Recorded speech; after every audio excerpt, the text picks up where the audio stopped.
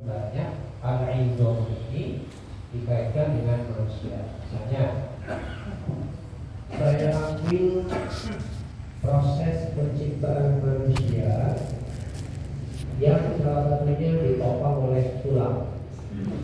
Ini ayat sebetulnya sudah kita kutip dulu saat membahas surat Al-Alaq.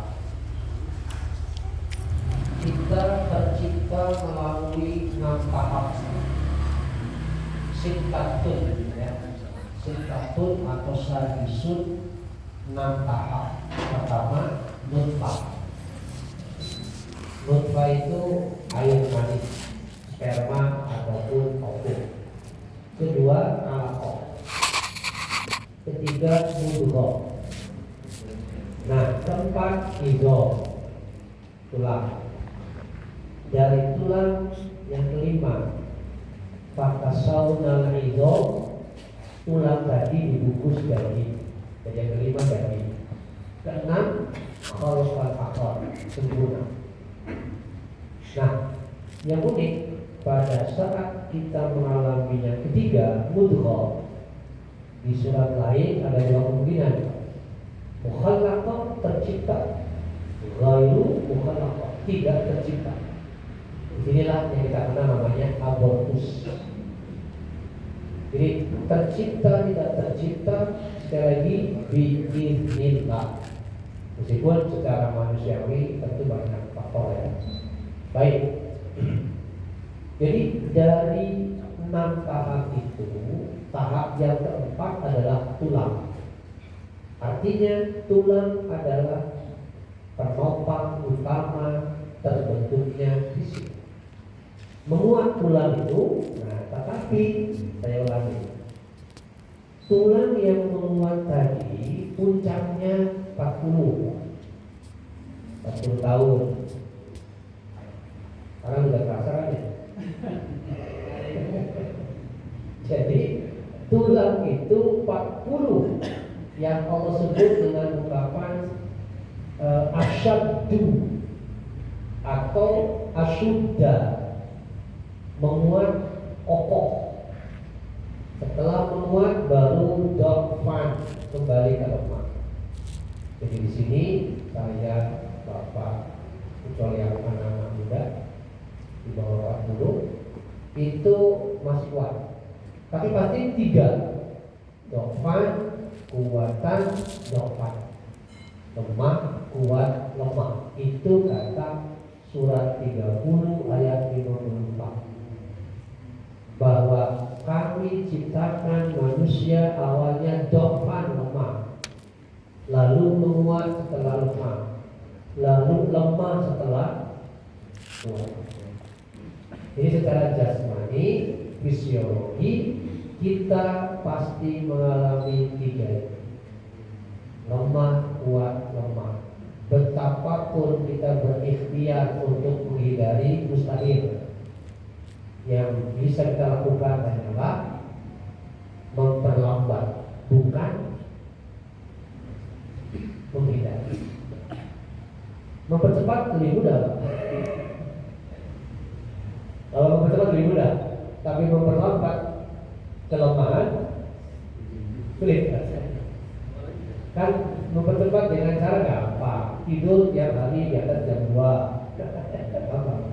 Makan asal makan. Kalau perlu Coca-Cola terus tiap hari, insya Allah cepat tuh. Tapi kalau memperlambat rasanya berat. Nah itu.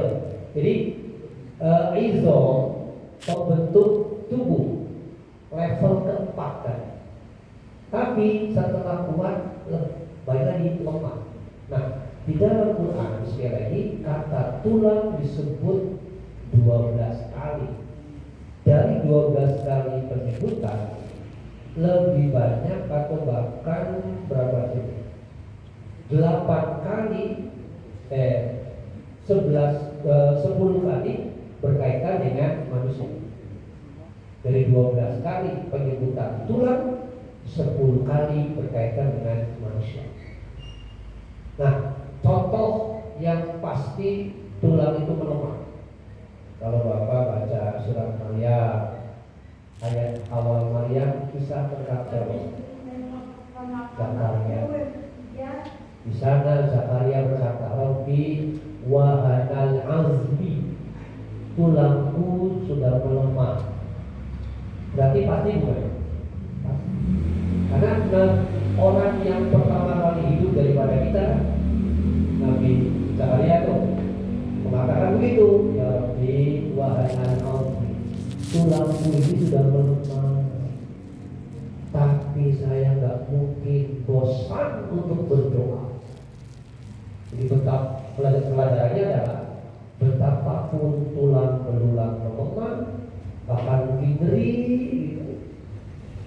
Jadi kita tidak boleh berhenti berdoa, meskipun dengan rintihan. Ini Bapak Ibu Bapak yang generasi senior ini pasti kenalan dengan Ida Laila, suara rintihan. Kenapa ya? Kata saya lagi sering itu suara rintihan, suara menjerit itu kalau nanti kalau pendengar Tuhan itu suara rintihan. Itu pasti merintih, tidak ada masalah. Tapi yang pasti wahanan azmu, tulang ini wahanan terus melemah. Nah, ujungnya apa? Hancur. Izoman nakhirah. Jadi nakhirah itu berantakan, luluh lantak, berkeping-keping, berserakan.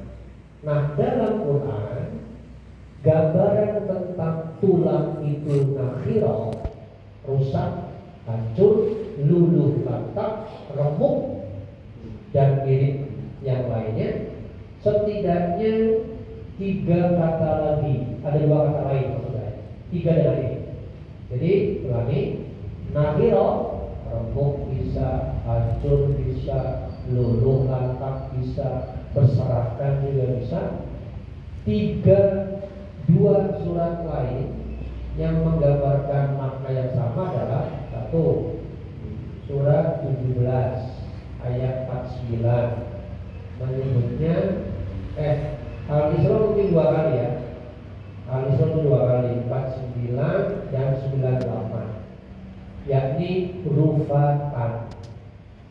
Maknanya sama, nakhirah sama dengan rufatan, hancur.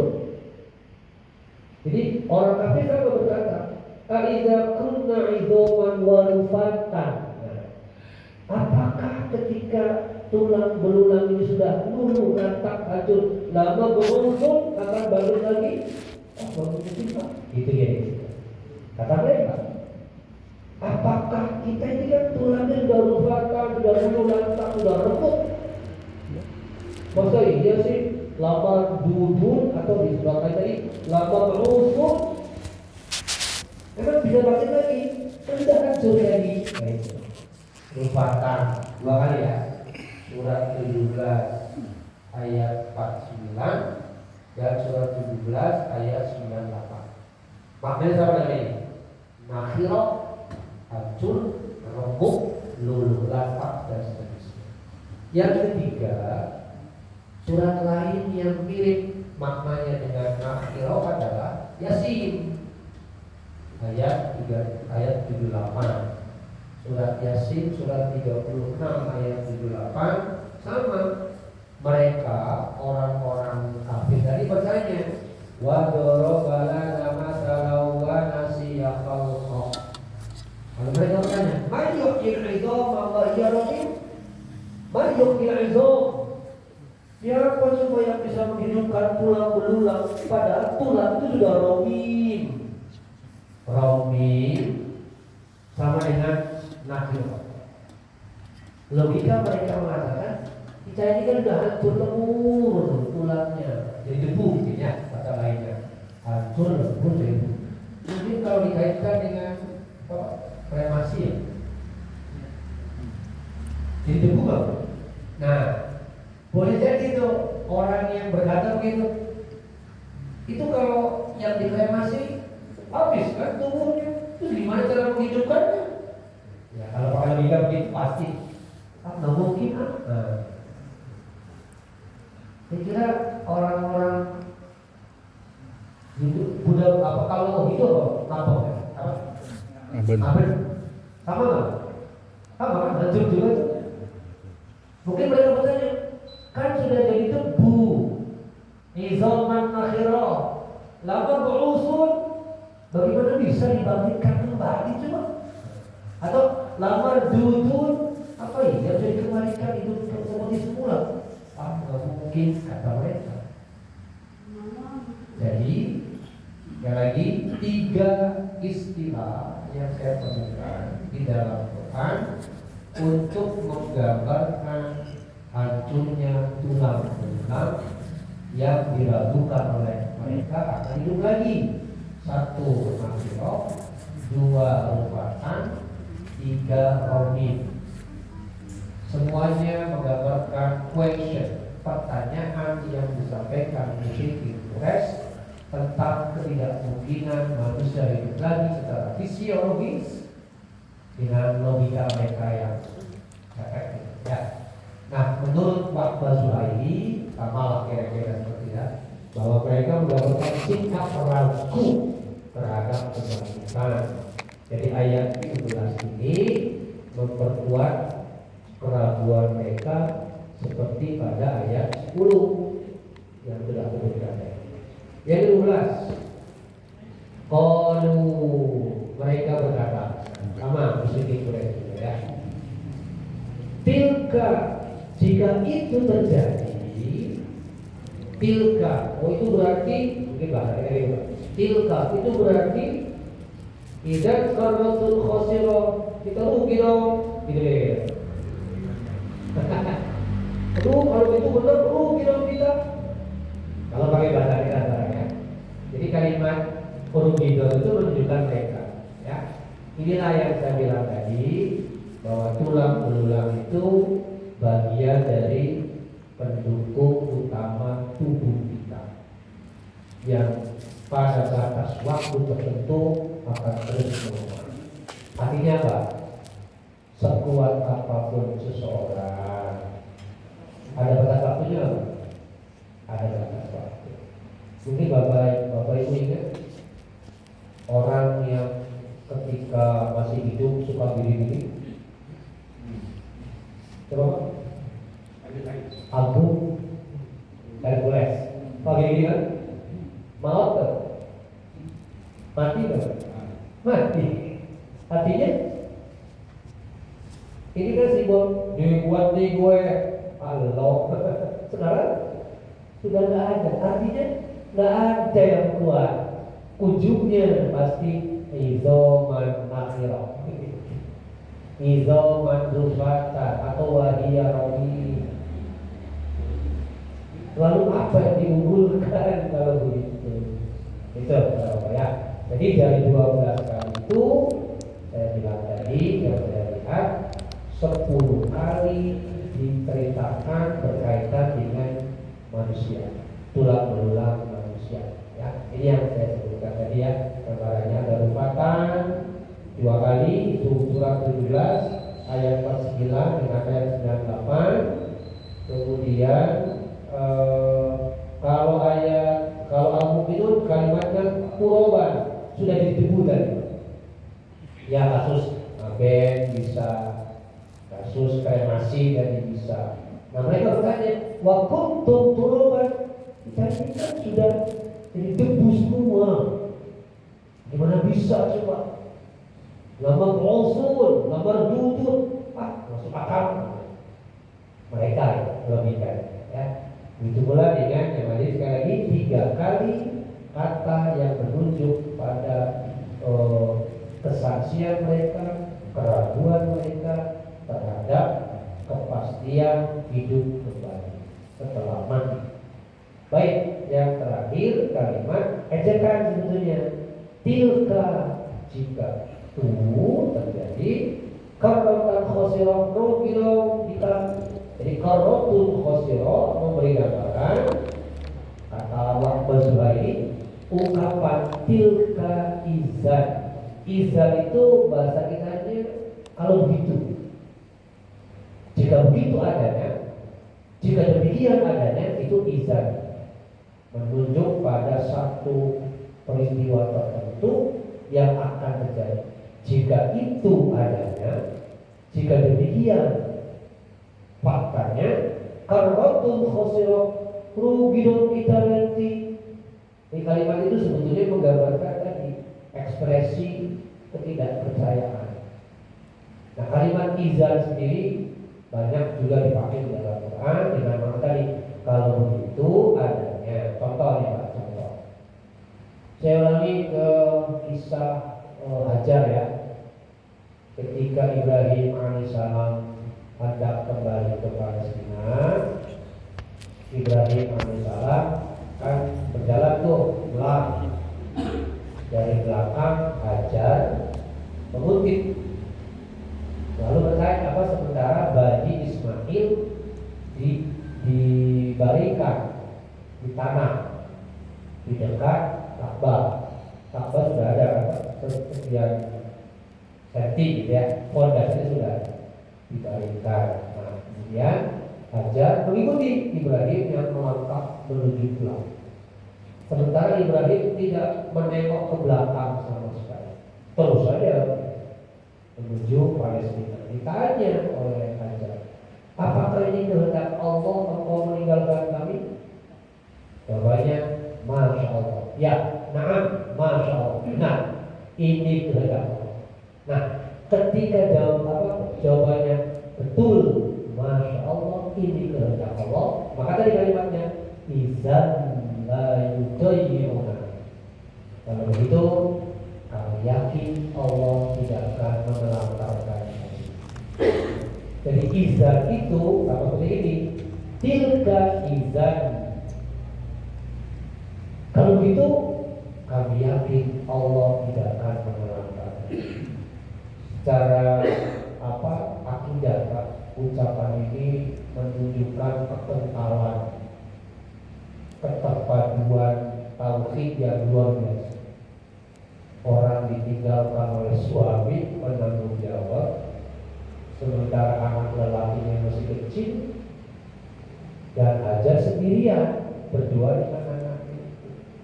Ini kan kalau tidak kuat kebergantungannya kepada Allah, wah menjerit Pak. Langsung penggorokan. Jadi walau ibu barang mungkin menolak ya, menolak. Aku sendirian di sini Pak. Tapi karena tauhid yang kuat, itu masalahnya. Jadi kembali lagi, izah itu menunjuk pada kalau itu rugi dong kita. Itu question, pertanyaan. Jadi saya bilang tadi di awal bahwa 3 ayat pertama adalah pengajuan pertanyaan yang bernada ragu atau fi ingkaril ma'ad. Kalau istilah itu dikatakan ya, pengingkaran terhadap hari berbangkit. Nah, jawabannya dari sini. Fa innama, sekali lagi jawabannya. Maka sesungguhnya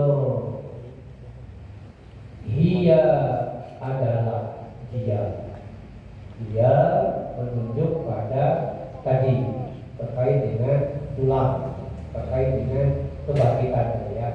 Zajratun, sentakan, tiupan. Zajratun searti dengan nafkhotun. Ada yang mengatakannya sentakan, ada yang mengatakannya tiupan. Jadi zajratun semakna dengan nafkhotun, tiupan. Wahidah, sekali. Jadi kalimat innama menunjuk pada makna khusus.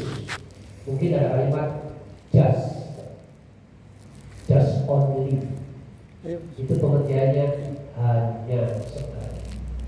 Kalimat innama ada makna pengkhususan, berbeda dengan inna.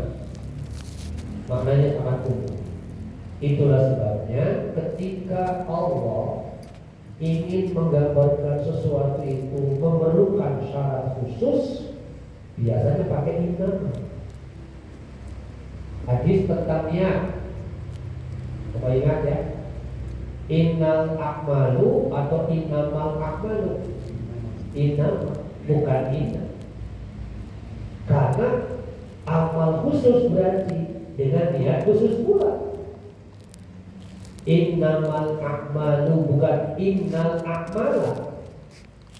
Contoh lain, memakmurkan masjid At-Taubah 16-17.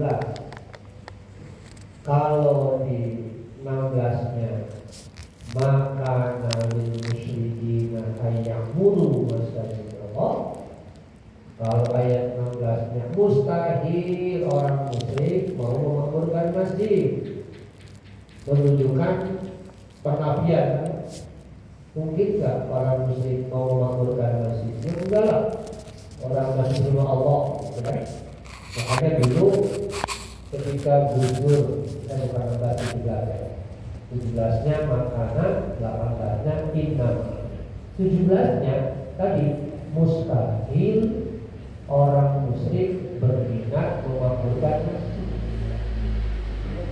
Mungkin Gus Dur nggak pernah atau lupa baca ayat ini, sehingga beliau pernah punya ide akan terjadi switch, itu pertukaran. Tapi idenya nggak pernah terwujud, alhamdulillah. Kenapa? Karena beliau pernah punya ide nanti ketua katedral akan menjadi imam besar Istiqlal. Imam besar Istiqlal nanti ditukar menjadi ketua katedral. Merujuk pada ayat tadi, mungkinkah? Makana mustahil lil musyrikina ayyamuru masjidallah, orang musyrik memakmurkan masjid, dan enggak mungkin ada minat. Jangankan musyrik, yang muslim pun belum tentu semua. Emang hari ini masih yang muslim masih semua siap memakmurkan masjid? Siap belum? Enggak, saya kira di sini juga masih banyak yang nggak peduli pada masjid. Tapi nanti pas mati pengen dilakukan di masjid. Aneh. Kalau soalnya di mana nih? Di masjid aja lah.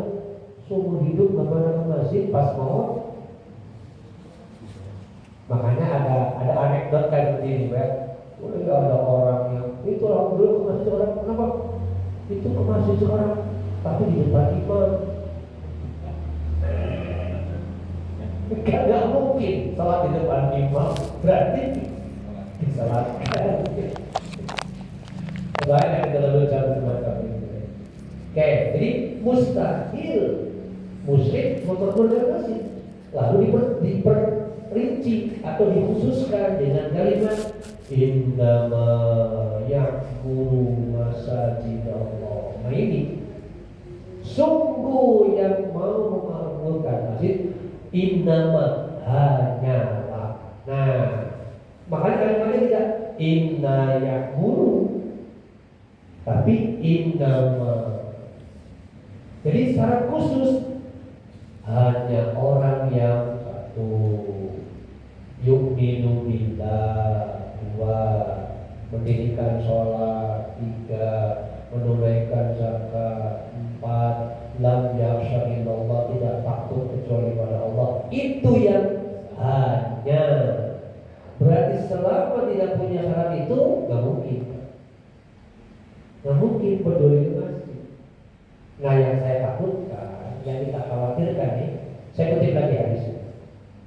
Yang kita khawatirkan adalah ketika seseorang meninggal, seumur hidupnya dia tidak peduli pada Islam, gak pernah berjuang untuk agamanya sesuai dengan kapasitasnya. Walam yuhadits nafsa, bahkan tidak ada bersitan dalam hatinya peduli pada agamanya, maka syu'batun min nifaq, kematiannya punya sebagian sifat munafik. Jadi patut kita takut gitu kalau kita hidupnya seperti itu.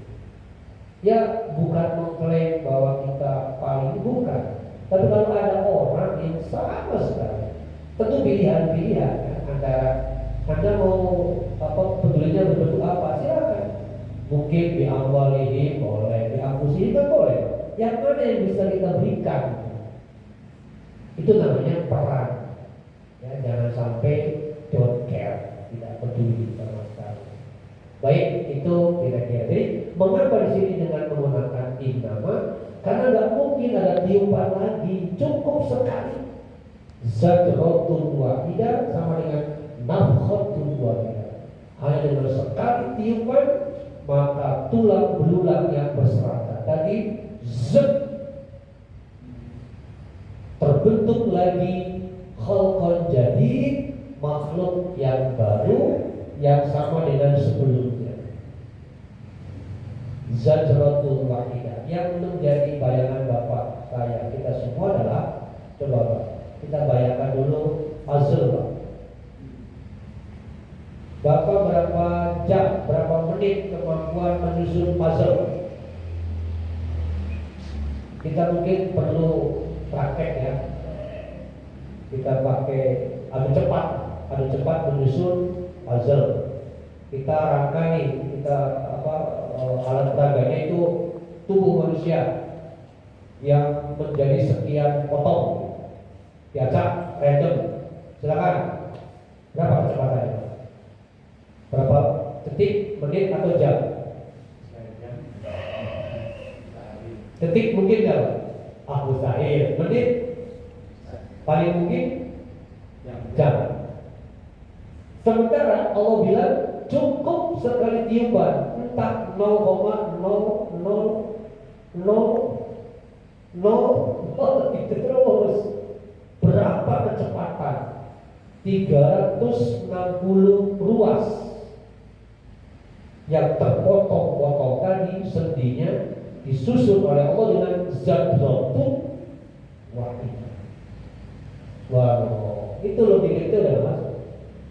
Kecepatan tersusunnya kembali tulang belulang yang 360 ruas menjadi sosok yang khalqan jadid, makhluk baru. Ya Allah, ya Allah. Nah ini yang nalar kita nggak nyampe ke sana. Tapi ya sudah, imani dulu deh. Kalau mau penasaran ya silakan riset. Silakan riset. Kalau penasaran, imani dulu. Maka mempelajari Quran jangan berawal dari ragu. Kalau belajar ilmu yang lain boleh lah. Itu kan perbedaannya gitu kira-kira ya. Kalau kita mempelajari Quran jangan ada skeptis. Kalau kita sudah kita ini benar ini Rohul Quran gak akan masuk. Kalau hati sudah merasa ragu pada Quran gak akan bisa masuk. Sebab Zalikal kitabu itu pasti dijamin. La raiba. Bukan tidak meragukan, tidak ada keraguan. Beda dengan la yaribu. Kalimatnya raiba atau yaribu? Raiba. Raiba itu isim, bukan fi'il. Kalau fi'il yaribu, tidak meragukan. Berarti waktu itu tidak meragukan. Mungkin hari ini.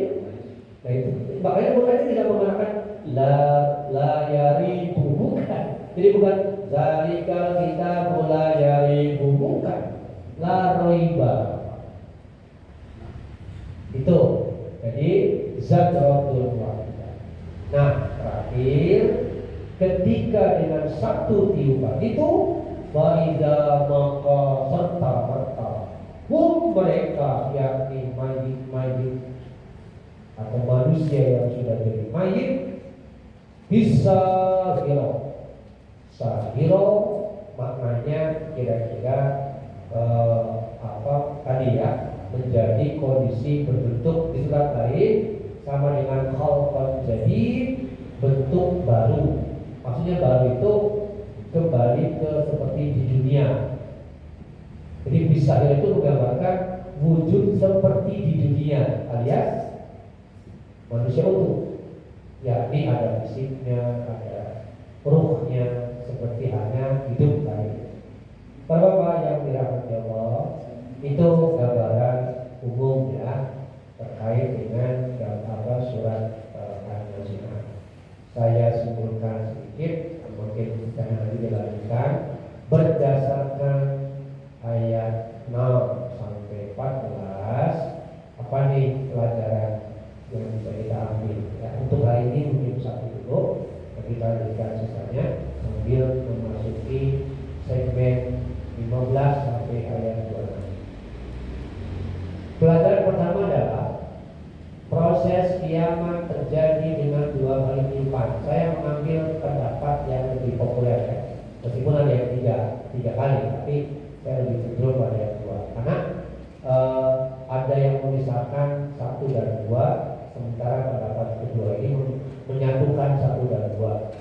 yang ketiga sama. Sehingga cukup dengan 2 kali tiupan. Nafkhatani, tiupan pertama lazim disebut nafkhatul wahidah atau nafkhatul fana, atau di sini disebutnya rojifah. Itu sama dengan tiupan kehancuran, tiupan luluh lantak. Pada saat tiupan pertama terjadilah asy'id, rasa takut, cemas dan sebagainya. Adapun fenomena-fenomena yang terjadi pada ar-rojifah atau nafkhatul wahidah atau nafkhatul fana adalah ayat-ayat ini. Misalnya Al-Zalzalah ayat pertama itu menggambarkan gunung hancur, atau sampai kalimat wa akhrajatil ardu asqalaha.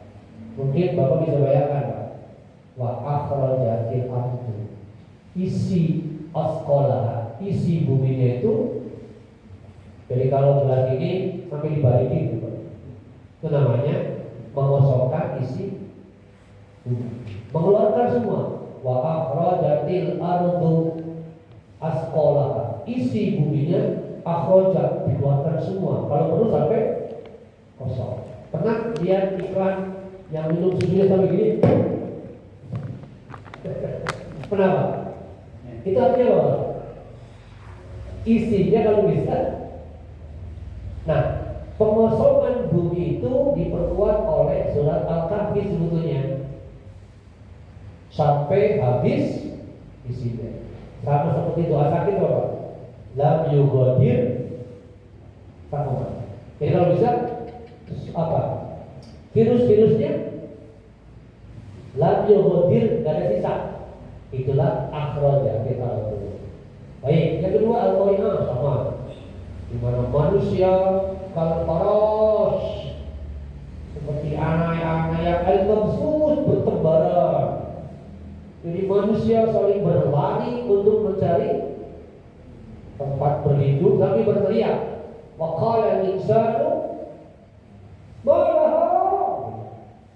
Sekali lagi, itulah syirarun nas. Manusia-manusia zalim, kafir, musyrik, pasti mereka mengalami yang sudah dibahas ya. Wa khumilatil ardu wal jibal, bumi dan gunung dibenturkan dengan satu benturan, dakatan wahidah, satu benturan, tom, suaranya menggelegar seperti apa. Ditambah lagi dukatil ardu, ini dari surat Al-Fajr ini untuk memperkuat yang tadi sebetulnya ya. Begitu pula di surat Al-Infitor, Al-Insyiqaq banyak, atau At-Takwir ya, Idza syamsu kuwirat dan seterusnya. Nah, itu masuk kategori tiupan pertama, nafkhatul wahidah atau rojifah ya. Kemudian tiupan, nah ini saya bilang tadi bahwa sebagaimana yang sudah dibahas, yang mengalami orang tadi hanyalah syiroruna min syirorina, manusia-manusia durhaka, jadi zalim, kafir, musyrik, pasti entah siapa kita tidak tahu, karena boleh jadi itu sudah wafat duluan. Adapun yang kedua, tiupan nafkhatul saniyah adalah nafkhatul ba'si, tiupan kebangkitan, hidup kembali dari tempat dikubur. Mungkin ini sampai di sini dulu ya. Kayak surat Yasin tadi sudah minal addas. Jadi surat Yasin ayat 51 adalah tiupan kedua. Tiupan kedua yakni minal addas. Kita hidup kembali dari tempat kita dikubur. Entah seperti apa gambarannya. Sulit secara imajinasi nalar. Kemudian Al-Ma'arij juga sama, minal addas. Bahkan sampai ada kalimat siro'an, sambil bergegas jalannya. Dia jalan, dia bergegas. Saya bilang tadi 4 keadaan ya, telanjang tubuh, badan, tidak berhitam, telanjang kaki sambil berjalan. Nah, Aisyah dan Hafsah radhiyallahu anhuma pernah bertanya, "Ya Rasulullah, ketika kita sedang begitu, telanjang kaki, telanjang badan, tidak berpikir, mungkinkah kita saling melihat?" Karena ada rasa penasaran, barulah dibacakan surat Abasa. Likulli imri'in yawma idzin sya'nu yughni. Hari itu setiap orang sibuk mengurusi diri sehingga tidak bisa peduli yang lain. Itu kalau ini semua manusia, kalau yang ini, ya. Begitu pula di surat Al-Mu'minun tadi sama ya. Wa idza nufikha fisyur ini juga sama, menunjukkan tiupan kedua, di mana ketika tiupan kedua para ansaba bainahum, hubungan nasab kekerabatan la ansaba tidak, maksudnya prosesi pengpisahan itu tidak bisa saling membantu betapapun punya hubungan nasab. Tetapi mungkin bisa bertemu lagi, mungkin di ayat lain dengan kondisi yang lain. Jadi prosesnya nggak bisa membantu. Nah, bahasa tadi memperkuat ini, Pak, bahwa yauma yafirul mar'u min akhihi, seseorang lari gak peduli pada saudaranya, pada ibunya, pada bapaknya, pada pasangannya, kepada anak-anaknya, likul imri'in tadi. Jadi bisa kita bayangkan, Masya Allah. Makanya Rasulullah SAW di awal-awal beliau menerima wahyu memanggil anak-anak perempuannya, lalu berkata, "Hei Ruqayyah, hei Ummu Kulsum, hei Zainab, hei Fatimah, selamatkan diri kalian.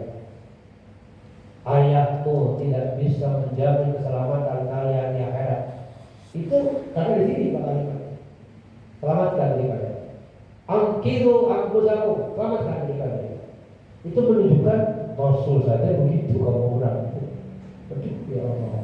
Ini gambarannya, ya. Terakhir ini Pak. Nah, ini menarik nih ayat 59 ini. Ayat 59 ini menunjukkan, saudara saya, adalah ada orang-orang yang berusaha untuk bisa masuk surga, tapi oleh Allah langsung mikir sana. Al-yauma, hari ini kamu mikir.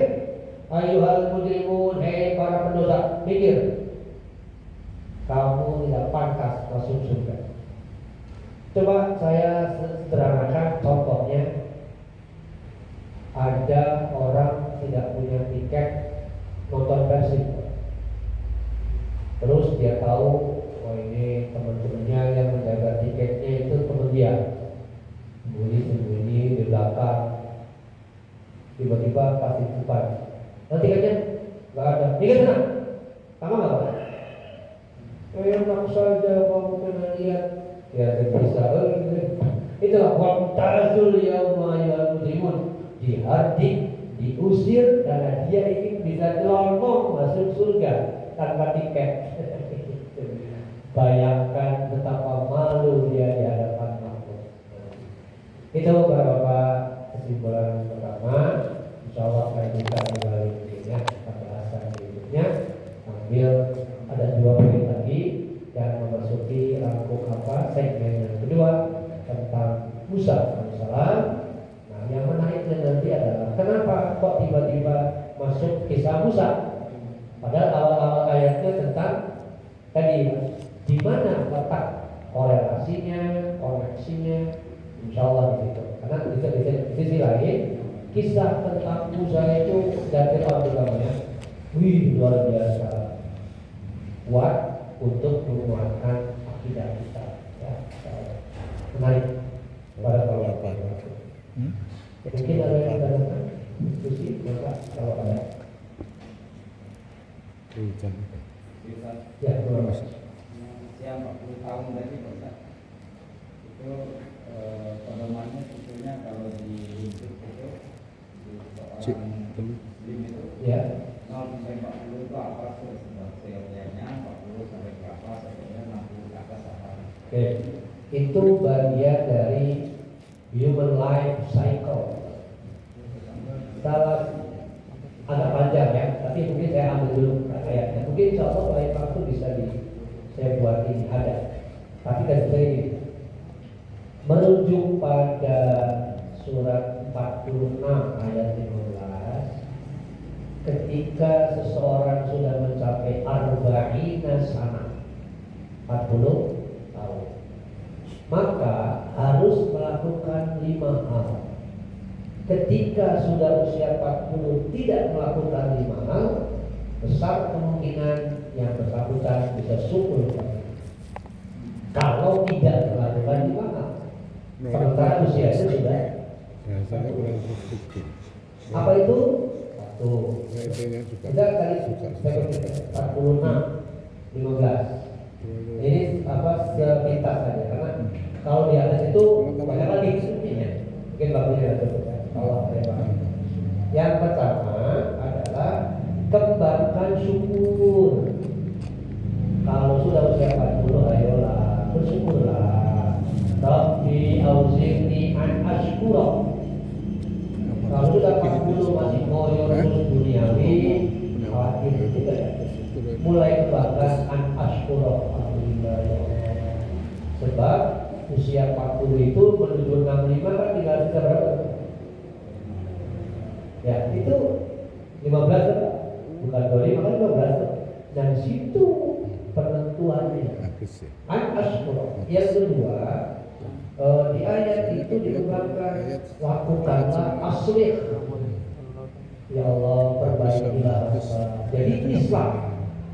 Coba mungkin bahasa Indonesia continuous improvement. Ayo evaluasi 40 tahun nih, amalmu gimana nih? Amalmu untuk akhirat, amalmu dunia gimana nih? Itu harusnya Islam. Lakukan continuous improvement. Kalau tidak, kayak lagi kembali tadi, peluang sukul besar. Yang ketiga, lakukanlah apa yang disebut dengan tubuh bertobat. Jadi Islam apa? Yang ketiga, maaf, yang kedua itu amal soleh dulu. Yang kedua, wa'al a'mal solihan, konsisten beramal soleh. Yang ketiga tadi islah, lakukan perbaikan. Yang keempat, tubuh teruslah bertobat, jangan hilang. Dan yang kelima, Islam, berserah diri kepada Allah, totalitas di situ. Nah, itulah insya Allah kalau sudah 40, sekali lagi 5 itu sebaiknya harus konsisten kita untuk menghindari happy ending, slippery. Menghindari kan kita ini dalam sinetron ada happy ending, ada happy ending. Nah, untuk menghindari happy ending alias meraih happy ending atau hasanah, itulah 5. Mungkin saya bakal tambahkan. Baik, terima kasih.